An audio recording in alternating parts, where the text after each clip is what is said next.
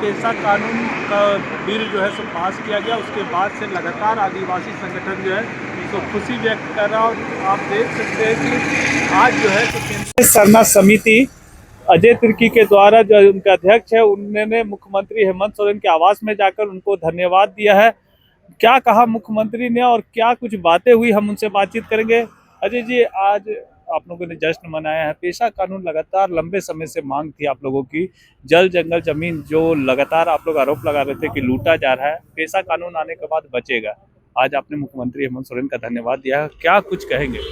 देखिए, सबसे पहले मैं बात बताना चाहता हूँ कि 1996 में जिस तरह से पेशा कानून बना था, लेकिन उसको एलिमेंट नहीं हुआ था, मतलब धरातल पर उतारा नहीं गया था। लेकिन जिस तरह से मैं कहना चाहता हूँ कि सबसे पहले तो मैं एक चीज़ बताना चाहता हूँ कि बहुत ही हिम्मत का बात था इसको लागू कराना, जिससे हेमंत सोरेन ने वो हिम्मत को दिखाया है। और 1946 के बाद से मैं कहना चाहता हूँ, 96 के बाद मैं कहना चाहता हूँ, जिस तरह के एलिमेंट लागू था लेकिन उसको धरातल पर नहीं उतारा गया था, वो कानून को अब समझिए कि धरातल पर उतारने का समय आ गया है। इसके लिए माननीय मुख्यमंत्री ने कैबिनेट से पास कर दिया है। इसके लिए माननीय मुख्यमंत्री को हम लोग ढेर सारी शुभकामनाएं और बधाई देते हैं। अब साथ ही साथ इसका जब नियमावली बन के पूरी तरह से अप टू डेट हो जाएगा, तब हम लोग को देखना होगा कि इस नियमावली में क्या क्या अधिकार है ग्राम सभाओं को। और उसके बाद मैं साफ तौर से कहना चाहता हूँ कि जो लंबे समय से जो नियमावली जो रुकी हुई थी आदिवासी और यहाँ के मूल वासियों के हित में, मतलब झारखंड हित में, वो अब धरातल पर उतरने वाला है। ऐसे मैं कहना चाहता हूँ साफ तौर से कि ग्रामवासी लोग मजबूत होंगे और सशक्त होंगे, अपना जल जंगल जमीन बचेगी, खनिज संपदा बचेगी। और अगर इस तरह का किसी तरह संशोधन, मतलब उसको अधिग्रहण करना हो, अगर जमीन को या खनिज संपदा को वहाँ से निर्धारित निकालना हो, तो उसके लिए ग्राम सभा का अहम रोल होगा। और जब तक ग्राम सभा की समिति नहीं होगी, तब तक मैं कहना चाहता हूँ कि इस तरह के काम नहीं होगा। और मैं कहना चाहता हूँ इससे बहुत सारी शक्तियाँ दी गई है।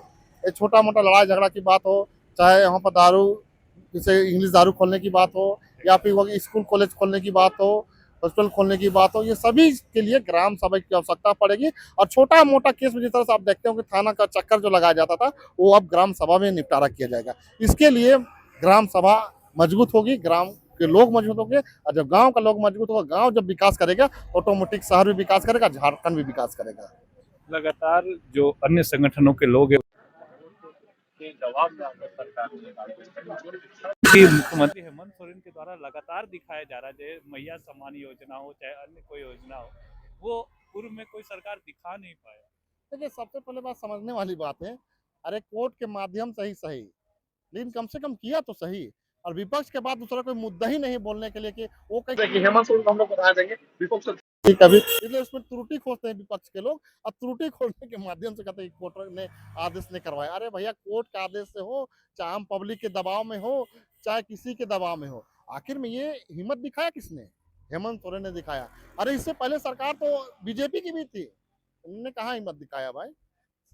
आपका 2000 में एक में झारखंड अलग हुआ, उसके बाद से नियंत्रण झारखंड 25 साल होने जा रहा है। इससे बीच में बीजेपी भी सरकार थी, लेकिन उन्होंने कहा कभी इसको आपका मतलब लागू करने का काम किया। इसलिए मैं कहना चाहता हूँ, जो लागू करे, जो काम करेगा, उसको क्रेडिट जाएगा।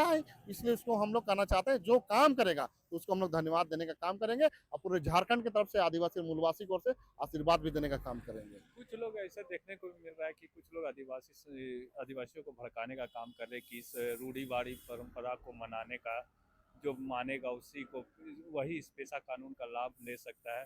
क्या ऐसा भी कुछ है? क्या कुछ हम लोग तो देखिए, सबसे पहले भी समझने वाली है, पेशा कानून क्या है। पेशा कानून एक वहाँ पर जनजाति जो लोग रहते हैं, उनको लेकर के एक आधार बनाया गया है। और उसके साथ में मान के चले, जो गांव में लोग हैं, और भी जब लोग हैं, हिंदू है, मुस्लिम है, सिख, ईसाई, मान के जो जो धर्म के लोग हैं, उनको भी उस कमेटी में रखा जाएगा। हाँ, लेकिन इतना जरूर है कि उस कमेटी में जैसे कि किसी खनिज संपदा देने की बात होगी, जो इच्छुक होंगे, जो ग्राम के लोग हैं, उसके माध्यम से उसको दिया जाएगा। वो ग्राम सभा तय करेगी। इसमें मैं साफ तौर से कहना चाहता हूँ कि ग्राम सभा से ही तय होगा कि किसको टेंडर देना है, किसको बालू का खनिज संपदा को देना है निकालने का। जो उसके सक्षम लायक होंगे, जो गांव के लोग ही सक्षम जो होंगे, उनको दिया जाएगा। इसमें सक्षम तो हमको लगता है कि आदिवासी बहुत कम ही होंगे, लेकिन करना चाहते हैं जो आदिवासी उस लायक सक्षम भी होंगे, उसको भी दिया जाएगा।